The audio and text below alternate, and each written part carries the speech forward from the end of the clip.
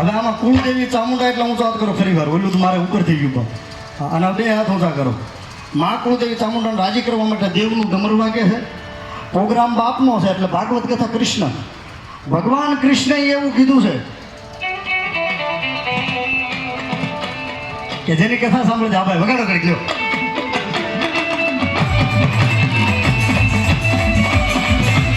ભગવાન મુકમ કરોતિ વાચાલમ પંગુમ લંઘેતે ગિરિયમ યત કૃપાતહમ વંદે પરમાનંદમ માધવમ.